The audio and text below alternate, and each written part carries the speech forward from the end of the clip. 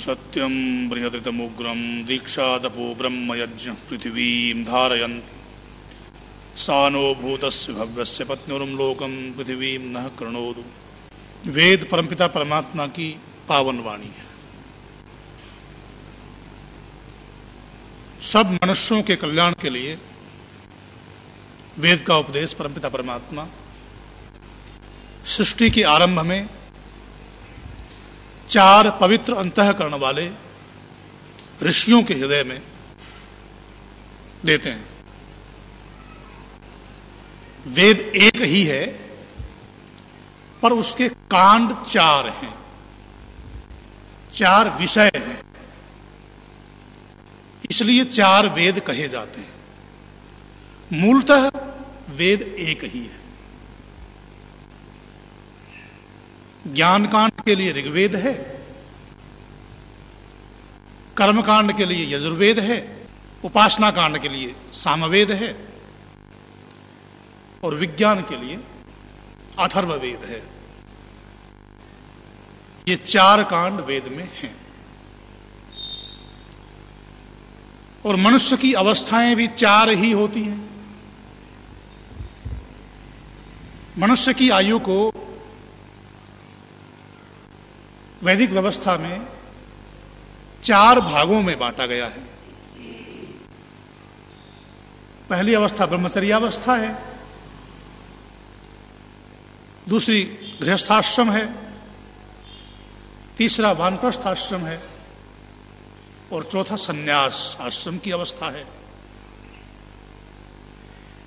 ऋग्वेद जैसे प्रकृति से लेकर परमेश्वर पर्यंत सब पदार्थों की जानकारी करवाता है, सब पदार्थों का ज्ञान देता है। ठीक इसी प्रकार ब्रह्मचर्यावस्था में, ब्रह्मचर्याश्रम में मनुष्य ज्ञान प्राप्त करता है। 25 वर्ष की अवस्था तक मनुष्य क्या करता है? ज्ञान प्राप्त करता है। तो ज्ञान कांड का पहला विषय ऋग्वेद। मनुष्य की पहली अवस्था ब्रह्मचर्यावस्था। ब्रह्मचर्यावस्था में, पहली अवस्था में मनुष्य केवल ज्ञान प्राप्त करता है, जानकारी प्राप्त करता है, पढ़ता है, शिक्षा प्राप्त करता है, अध्ययन करता है। ऋग्वेद में भी सब पदार्थों का ज्ञान प्राप्त करता है, इसलिए इसे ज्ञान कांड कहते हैं। मनुष्य की पहली अवस्था भी ज्ञान कांड कही जाती है। अब ज्ञान प्राप्त कर लिया, उसके अनुसार कर्म व्यक्ति करता है। कब करेगा? गृहस्थाश्रम में, गृहस्थावस्था में 25 वर्ष के बाद जो उसने पहले ज्ञान प्राप्त किया है, उस ज्ञान को व्यवहार में ढालने की जो अवस्था है, उसका नाम है गृहस्थावस्था या गृहस्थाश्रम। ऋग्वेद के माध्यम से जो ज्ञान प्राप्त किया है, उस ज्ञान के अनुसार कर्मों को कैसे करें, कर्मों की शिक्षा देने वाले कांड का नाम है यजुर्वेद। इसलिए यजुर्वेद को कर्मकांड का वेद कहा जाता है। कर्मकांड का मतलब पूजा पाठ ही नहीं है। आज सामान्य रूप से कर्मकांड का मतलब पूजा पाठ कर लिया जाता है। कर्मकांड का मतलब है जो भी हमने ज्ञान प्राप्त किया है, जो कुछ भी हम जानते हैं, उसके अनुसार अपने जीवन में व्यवहार करना, उसके अनुरूप कार्य करना। ये सब कर्मकांड के अंतर्गत आता है। और कर्मकांड की शिक्षा देने वाले विषय का नाम है यजुर्वेद। अब तीसरी अवस्था मनुष्य की आती है, वानप्रस्थाश्रम की अवस्था। देखो, पहले हमने ज्ञान प्राप्त किया, उसके बाद हमने उस ज्ञान के अनुसार कर्मों को करना आरंभ किया, कर्म किए। अब उस अवस्था में कर्म करते करते, कार्य करते करते कुछ शक्तियां क्षीण हो गई, तो उन शक्तियों को साधना के द्वारा, तप के द्वारा, उपासना के द्वारा हम पुनः प्राप्त करना चाहते हैं। उस अवस्था का नाम वानप्रस्थ अवस्था है। वानप्रस्थ अवस्था में तप करना होता है, साधना करनी होती है, उपासना करनी होती है। इसी प्रकार वेद के भी तीसरे विषय का नाम सामवेद है, उसका नाम भी उपासना कांड है। वानप्रस्थ आश्रम की अवस्था को हमने पूरा कर लिया, पहले हमने ज्ञान का अर्जन कर लिया, फिर हमने जितने हमारे कर्तव्य थे, सांसारिक व्यवहार संबंधी, राज प्रजा संबंधी, उन सब कर्तव्यों का पालन किया। उसके बाद हमने तप किया, साधना की, अपनी क्षय हुई शक्तियों को, ऊर्जा को पुनः प्राप्त किया। अब हम संन्यास की अवस्था में आ रहे हैं, क्योंकि हमने अपने सब कर्तव्यों का पालन कर लिया है, सांसारिक व्यवहार से संबंधित, पारिवारिक कर्तव्यों का भी, सामाजिक कर्तव्यों का भी।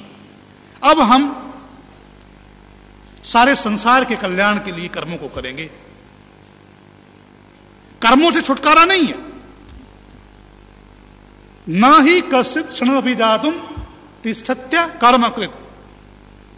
कोई भी मनुष्य एक क्षण भी बिना कर्म किए नहीं रह सकता।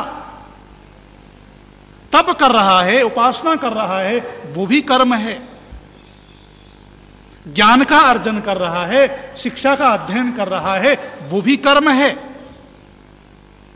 और संन्यास की अवस्था में सारे समाज का, सारे विश्व का उपकार करने के लिए निकला है, सब प्रकार के भेदभावों से, राग द्वेष से ऊपर उठ करके तब जो कार्य कर रहा है समाज के उपकार के लिए, वो भी कर्म है।